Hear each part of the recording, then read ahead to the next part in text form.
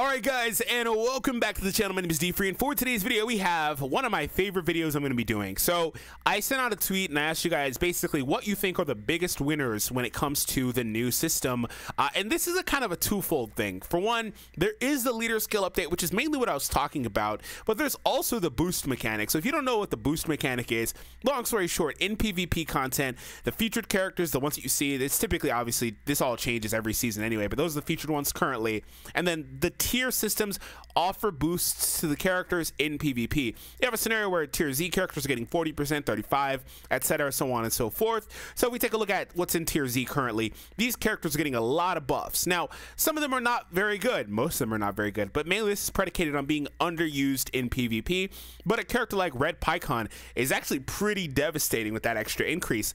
Funny to say, pretty meme character, I know. And then here's like tier C, which is the most used characters you see in most matches. They're not getting any buffs. So the idea with this mechanic and the leader skill in tandem is to not really enforce but encourage diversity when it comes to these characters, and encourage you guys to use different teams, different compositions. Now you could run into some really fun wonky stuff like, I don't know, Hero Nail as a leader. Yes, he would offer that hero specific buff as a leader to other characters. You could offer some different fun, wacky stuff like, I don't know, Yajirobe on God Key, which is one team I want to do soon, or Yajirobe on movies, like things like that. So you could have him and use him in matches, have him get and give all of the Z abilities available. But you also can use it to shore up some teams. For example, one thing I always pointed out to make sure people were aware of it, because people complained a lot about Sun Family, was that SS4 Gohan, the LF one, when he is on the Sun Family team versus on hybrids, he's not anywhere near as good or devastating. Why? Because he's missing a lot of Z abilities. I mean, a lot of times he's paired with this Goku who has a Saiyan specific Z ability, or this Goku. These characters are taking away from that Gohan, but if you put him in the leader slot and you use him, well, all of a sudden he's now getting all 6 Z abilities. Now that's one way you can use that. Another character that benefits from the leader skill and her teams is 18. Why? Because 18 on Android specifically, she had a female warrior Z ability. So Android 18 now in the leader slot, if you take her into battle, all those characters on her team are picking up, and she's obviously was getting, but they are picking up the extra female warrior based Z ability. And that's part of what's available with this mechanic. It's not just using wacky teams. And again, it's not only the boost mechanic, because you do want to make your teams with the boost in mind if you're using PvP, but outside of PvP, outside of the boost, the leader, again, they go hand in hand very, very well, but the leader mechanic is pretty interesting. So I sent out this tweet and asked you guys what the biggest winners are.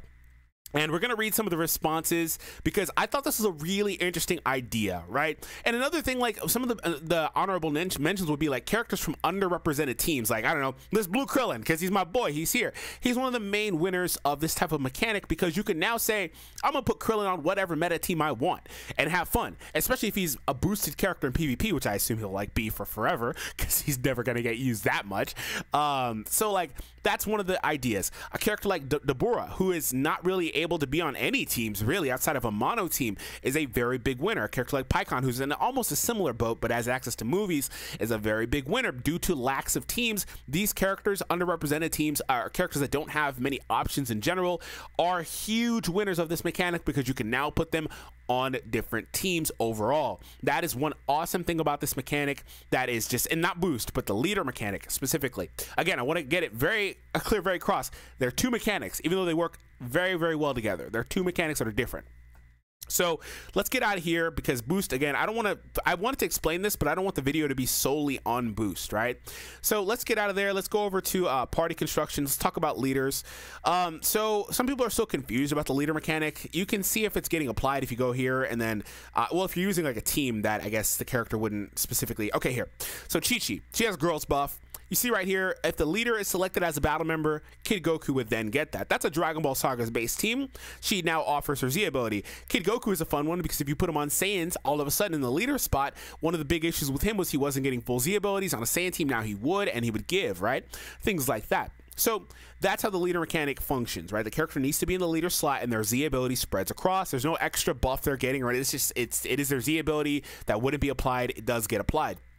So let's read some of the replies here. I started off by mentioning a character like Ape Vegeta can slide onto a ton of teams. That red Great Ape Vegeta is an actually incredible and very well-rounded character with the endurance, the buffs versus blue characters, all the just litany of things, the AoE green card, the litany of things he can do, the offensive pivot option by being able to force draw cards like strikes and blues. He's an incredibly good and very well-rounded character. Even though he takes damage pretty well because he's not a defense type, he has these things in his kit that allow him to slide onto a lot of teams and fix a lot of issues. And you can say he's your de facto red on, say for example, God Key. I mean, I know they have Merge Zamasu, but I like Vegeta better than Merge Zamasu pretty much anywhere, and that's fair because the endurance makes a really big difference as well. So I'm going to be putting him on that type of team instead of a character like Merge Zamasu. Another character that is a really big winner due to their diversity is Robbery. Yeah, it's funny to say, ha, big meme, but Robbery is actually a really decent character, has a very good kit, and will be able to, again, just like Vegeta, slide in as a red character on a lot of different meta teams and be a viable option to shore up some of the team's overall deficiencies. Another really good character would be a character like Future Gohan, who again is another character that's very well-rounded, and with the yellow one, obviously, the LF one, and would be able to slide onto these teams, and again, guess what? Fix a lot of deficiencies. It's just kind of the idea of you don't have to be running these weird, you know, unsynergistic looking teams, I guess. You can run synergistic teams, or you can run those types of other teams that aren't as crazy. Like this one right here, the idea here is we're putting 16 with Gohan's because he has Gohan specific buffs. These are videos I haven't done yet, so you guys are getting a nice little spoiler. But yeah, it's just, there are a lot of different things you can do. So just try to consider the idea, the power of what this mechanic truly is, and what it allows them to do going forward is it says, okay, we can drop whatever character we want, and you guys can still find a way to use that character. Understand that they probably stayed away from releasing too many characters that couldn't be on too many teams for a lot of different reasons and didn't really drop them sooner than later, right? So understand that this allows for diversity. That's a very big deal. So I've actually kind of been ranting in this video, which wasn't the point of this video in its inception. It wasn't supposed to be a rant video. Also, I noticed that the music's not playing, but hey, if I've been keeping you guys entertained, bear with me. So EX Jiren is a good one. Running him in a blue spot with a good Z ability on powerful opponent has been nice this season. Blue Jiren is the only character in the entirety of the game I do not own, and it's extremely frustrating. So we'll go to blue EXs and see a little bit of what he's talking about. It's not showing him here. Again, the only character I don't own. It's been a long time since I haven't owned a character. There's something I'm not doing here that I'm not able to pull it up. Order received, is that? No, there's a sorting option here, but I'm not doing it right now. Anyways, EX Jiren, I'll take his word for it, is a very good character. So we'll move on again. Green 21 has some utility that can help in a lot of tough situations, and she doesn't require certain allies to do so. So that's another thing. Green 21, I won't take his. I won't take that away from her. I think she's really good. Her cover option, doesn't she do 2 covers as well, just like some of the other characters? So Green 21 is a very good character overall, very good kit. So the characters that are not that big of winners are characters that have character-specific traits or team-specific traits. Because if you're going to try for a diverse team and not one where you're just kind of fixing deficiencies with Z abilities, like, I don't know, like I said, Gohan on Sun Family, right? You fix the Z abilities there. If you're going to try diverse teams, a character like Green Super Saiyan 3 Goku really wants not Super Saiyan, but Saiyan allies specifically. So he's automatically not as, even though he has still utility outside of that, he's automatically not as impactful in that slot. In characters that have these Z abilities that say, oh, when you have X number of future allies or Saiyan allies or hybrid Saiyan allies, you get those types of characters every so often. They're at a disadvantage with this leader mechanic outside of their normal types of teams where they'd be able to still get full usage of that. He says LF Future Gohan as well. He has no character tag specific ones. So Goresh brought up, and Goresh has a reply in here where he talks about the EX characters. Dylan is, kind of going on that as well. The idea with the EX characters was a lot of them have the 50% Z ability buffs at 14-star like Yellow Broly. And what you can do there is you can run a yellow-blue team with the example of EX Broly, or even like Boo here. Boo's probably one of the better ones too. He has a blue-purple Z ability. 50% is quite a bit. What you can do is run a blue-purple characters and then put put whoever you want in that leader slot, and they would get this buff because there's pretty much no restrictions. In the early ideas that they pointed out with this, they were going to be heavily restricted, like Zenkai characters, things like that. They took all those restrictions off. There are no restrictions on the leader. If you didn't hear that news come out, they updated it. So this would apply to whoever. So you could run blue purple team and then put like a red character on there as well and have them get literally all the Z abilities too. Like you can do things like that that are very, very, very powerful. And again, that red character would also offer their Z abilities to the entire team as well, assuming that they're in the leader spot and they're taken into every battle.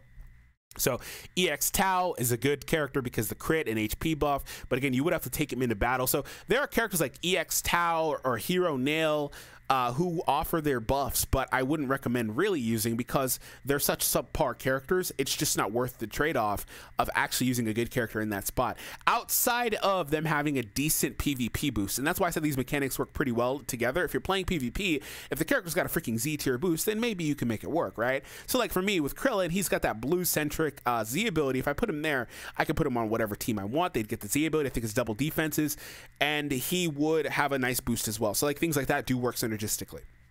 So red unit leader slot, things like that.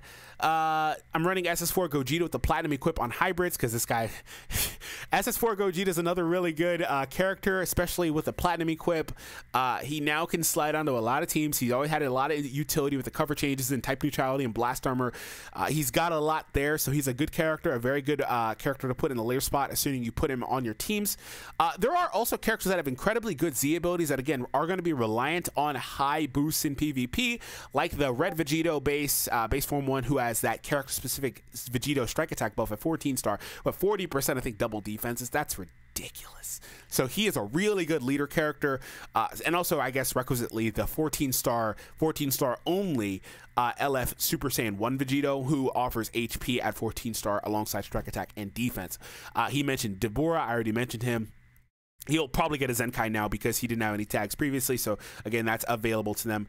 Outside of that, we take a look at some more what's available. Endurance and Revival units get the most benefit as Rising World Control characters. This is what I was talking about earlier when I mentioned Future Gohan and Robbery. Those characters, and also the Vegeta too. Characters like Endurance characters are going to be very good because there are simply teams that don't have access to these mechanics, or there are teams that have multiple of these characters, and to really get a good matchup, you want to have a couple of them on your team as well. So those characters are going to be, again, very big winners with that leader slot in mind overall. And same goes for Revival characters too, a little bit to a lesser degree in my opinion, just because characters like Gogeta should be more relevant with their anti-revive mechanics as well. But Robbery is instantly good, like he mentions, because of the fact Robbery can sub into Rising Rushes. Think Rage Trunks with the Endurance mechanic. He doesn't have it, but if he had it, he'd still be incredibly good. Even a year later, he's not that good anymore. Spoiler alert. He may actually get one, I guess, a Zenkai, and if they give him, Endurance, that'd be ridiculous. Anyway, the top tier well-rounded units. So yeah, the Ss4 Gogeta, Future Gohan, Purple Gohan with the Revive character. Fat Boo's really good. Cell actually has a good PvP boost currently as well too, I think. So he's also like insanely good in PvP. Units that provide a lot and perform great on their own are all the biggest winners, obviously. Fusion Warriors teams are good as well. The team Mr. Purple, they kind of got all their Z abilities. So yeah, let's talk about Fusion Warriors specifically. That's a really good point that he points out here. If we talk about Fusion Warrior, they do have access to Zamasu, who is now their best character on the team. You could really just run, or Purple on the team specifically, you could now run Fusion Warrior and put Zamasu in the leader slot and now have the entire team pick up a Z ability. And that's one of those minor patches that you can kind of do to fix your Z abilities on your team. But if you wanted to put an entirely separate Purple on your team outside of that, you can run a character like Purple SS3, whoever you want, put them in the leader slot, and again, have the full board going across. Characters like this, Frieza, are also very big winners of this mechanic because they're no longer restricted to being on crappy teams like Lineage of Evil, which unfortunately is waiting for characters. I'm sorry, Goresh, he knows what it is. Soon we'll get some stuff, hopefully, but outside of that, Frieza would be a good character because of his defensive utility with the cover options, stuff like that, but also the support. Characters that have support like Frieza for the team are good floaters on different options, and you have a very offensive option here like this dude who can say you can't cover, things like that. So those types of characters are pretty awesome. He's using Broly here. Broly's an interesting one for a leader on like Super Saiyans, I guess. You can give Bardock, your double defense. There's some fun teams like he's not doing it here, but Goku Black being in this later slot, but Kaba being with Vegeta characters now offer that HP across the board. I think you said it best. Ape Vegeta is probably the most versatile. Yeah, Ape Vegeta is one of the most versatile characters with this mechanic. Here's Goresh talking about that. We're going to wrap up soon here. Fat Buu on hybrids is very disgusting. Please don't. Gokua, Bergamo, and Ss4 Gogeta are great choices. Gokua and Bergamo are incredible choices. Gokua has one of the best Z abilities in the game, period. He's also got anti-hybrids, which is incredibly powerful. So again, very, very, very good character to put in that slot. Bergamo, again, I think he has a decent boost as well, but he has some defensive utility and an HP Z ability. HP Z abilities are incredibly good. I have gone this far in the video and didn't even mention Shalit. Shalit is one of the most versatile characters for that slot too, who has a decent boost, especially if he gets a kit upgrade soon in terms of like a Zenkai or a new form. I assume his boost will go down because that should be a fluid list that changes consistently, but he is a very fluid character for that slot because the Z ability for HP is very valuable. You always want that in high tier PvP gameplay, and then on top of that, being a light character is very, very versatile and valuable in the game. So a few more here. Some of the characters I already mentioned. He's mentioned pretty much everything I already. Future Gohan. This is all stuff we've already talked about.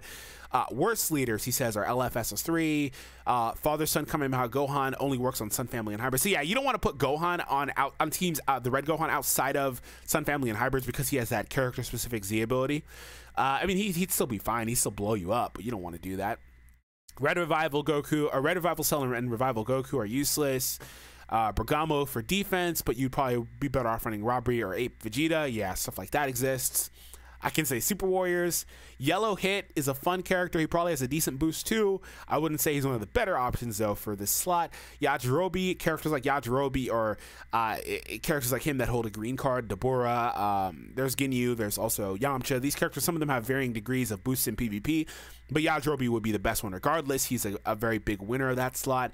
Namek Goku is a decent option as well. Topo is a really good option too, mainly the blue one that we're talking about here, I assume. Vados obviously is a good one because supporting characters are going to be really good regardless. He thinks Robbery is the best one overall. Robbery is a really good one.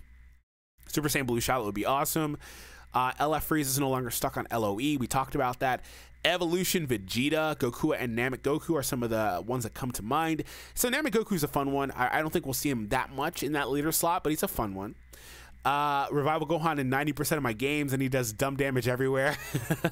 Yeah, Purple Demon King Piccolo on any team with the support like Vados. Majub is a very well-rounded character. Good choice, definitely. Personally not a fan of the leader update, and I kind of debunked that idea. Like, if you're not a fan of it, the thing about it is, like, I'll just kind of conclude on this. I don't understand why you wouldn't really be a fan of it, because it's not anything bad or anything like that. It's the best update they've ever put in the game. That's not even like an I don't think that's a subjective thing to say. I think it is the best update they've ever done because of all the reasons I mentioned. You don't have to be running some weird wacky team like Fat Buu on hybrids. You can literally use it to patch the Z abilities on your team and get a full set. If you want to stick to your cookie cutter teams like Future or whatever, you can do that if you're missing a Z ability. And also think about it from this degree too. It's great if you're literally in a situation where, like me, let's go ahead and use my example.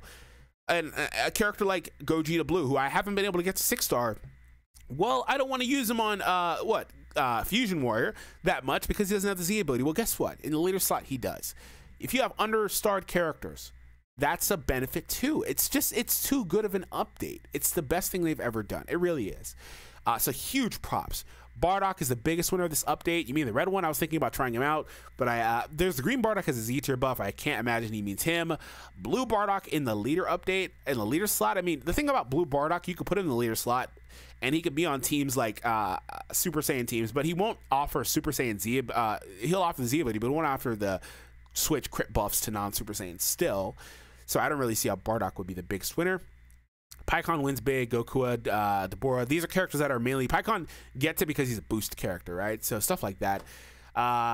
So let's talk a little bit more about some other options here. He kind of tried to argue with me about God Key needing a red. Kind of didn't really reply afterwards to me.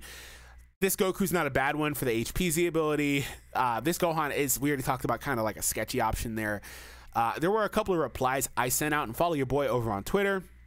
Here's Kid the Gamer saying that it's one of the best updates ever. Yes. Deborah getting that update too. I talked about the Vegitos. That's pretty much everything. So I'll kind of leave you with this. Let me know in the comments down below what you guys think is the best update to ever come to the game and what your thoughts are about this mechanic. Again, I just really don't think there's any way to really say this is bad in any degree. Like, maybe you're a stickler and you want things to stay how they are, I guess. But outside of that, I think this is incredible. Have an awesome day, and I'll see all of you in the next one.